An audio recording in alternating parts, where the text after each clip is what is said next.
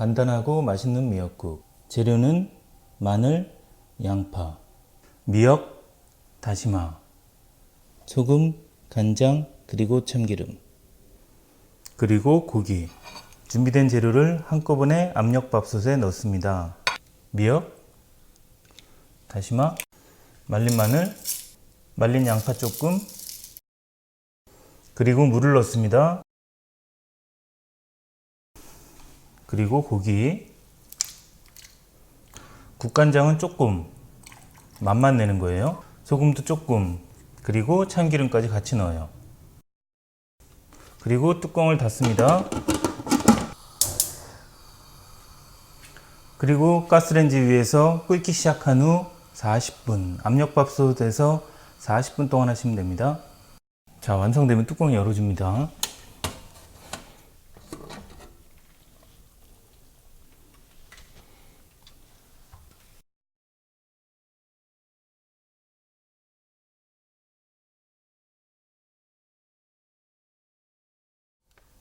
오늘은 간단하게 미역국 알아봤는데요. 제가 오늘 소개시켜드린 압력밥솥을 이용해서 만드는 미역국은 만드는 방법이 굉장히 간단합니다. 보통 미역국이 만들기가 힘든 이유는 이 마른 미역을 불리고 그 불린 미역을 참기름이랑 마늘로 볶고 그 볶은 거기에 국물을 넣고 물을 넣고 그래서 1시간 정도 푹 삶아야 되기 때문에 하는 과정도 굉장히 복잡하고 중간에 항상 실수가 생겨요. 그래서 맛이 없게 됩니다. 근데 오늘 제가 소개시켜 드리는 미역국은 이 모든 재료를 한꺼번에 다 넣고 한꺼번에 만들어요. 그래서 굉장히 간단합니다. 오늘 요리의 포인트는 미역입니다. 미역 고르기와 그 다음에 고기 고르기 이런 식으로 이제 포인트 말씀드릴게요. 자, 미역은 보통 3가지 종류가 있어요. 물론 종류가 훨씬 많은데 우리가 시중에 살 수 있는 미역은 보통 3가지 정도입니다. 가장 흔하게 보는 거는 약간 가격도 저렴한 이런 실미역들이 있습니다. 이 실미역은 미역의 그 굵은 부분 말고 그 얇은 부분만들을 만들어서 되게 쉽고 간편하게 물에 잘 불어요. 간편하게 먹을 수 있고 질기지 않습니다. 요런 실미역이 있고, 그리고 요런 보통 흔히 말하는 산모용 미역이라고 그래서 미역에 있는 줄기 부분까지 같이 들어가 있는 미역이에요. 이런 미역은 또 저런 실미역에 비해서 훨씬 비쌀 뿐더러 물에 잘 안 불어요. 한참 걸려야 불습니다. 그렇지만 미역 줄거리라든지 맛은 훨씬 더 진한 맛이 납니다. 그리고 이건 요즘 제가 사용하는 미역인데 또아리 미역이라고 실미역 같은 거를 뭉쳐 놓은 거예요.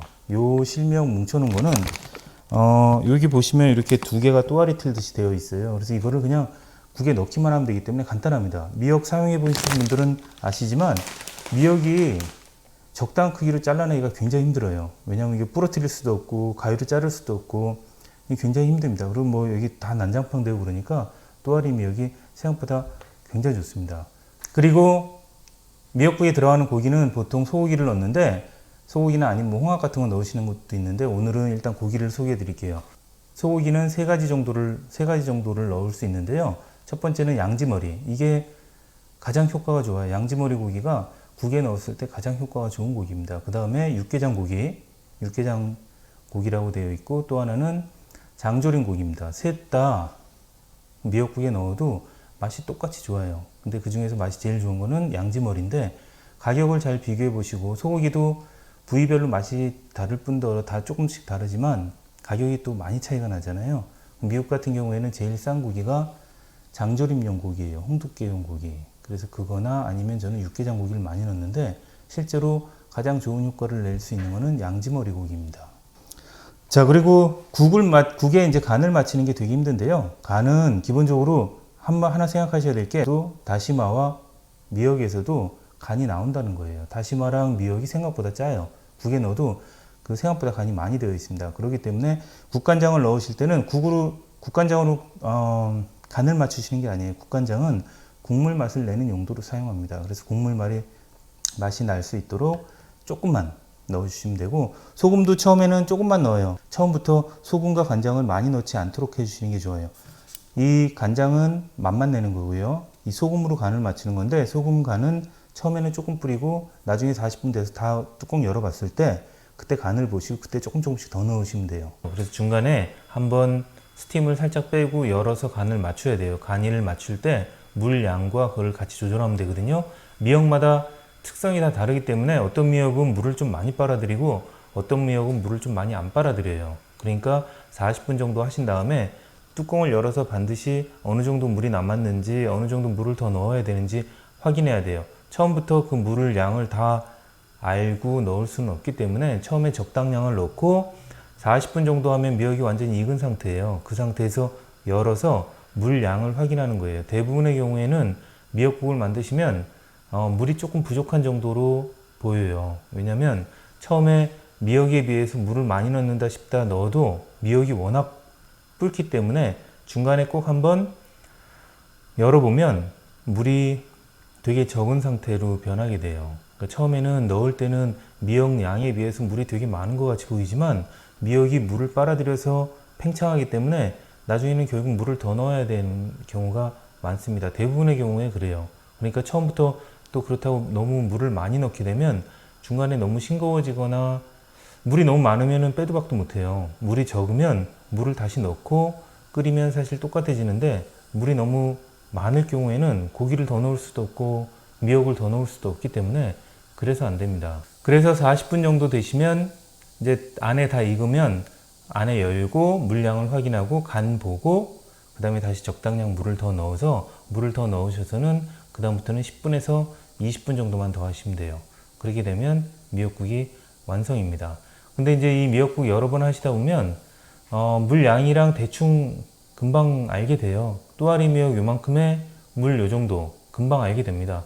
그렇기 때문에 금방 만들 수 있어요. 그리고 또 하나는 압력밥솥을 처음에 딱 열었을 때 그 안에 또아리 미역 같은 경우에는 이렇게 다 애들이 뭉쳐 있어요. 그래서 가위로 잘라 주시면 되고 그 옆에 고기 국물 같은 경우가 이렇게 보일 수 있어요. 그럴 경우에는 이거를 다 잘 섞일 수 있도록 저어 주시면 됩니다. 그리고 오늘 그 미역국에서 가장 포인트는 다시마를 넣는 거예요. 보통 미역국에 다시마 넣으시는 분들은 거의 없으시는데 미역국이랑 다시마랑 정말 잘 어울립니다. 이 다시마 같은 경우에는 여러 다시마가 있는데 다시마 한 요만큼 넣으시면 돼요. 그 잘라놓은 다시마 이런 거 사용하지 마시고 다시마는 확실히 뿌리까지 다 있는 긴 거 그게 압도적으로 맛있습니다. 가격도 좀 비싸고 다루기도 좀 쉽지 않은데 그게 제일 맛있어요. 근데 어쨌든 이 미역과 이 다시마를 같이 넣는 거예요. 그러면 맛이 굉장히 좋습니다.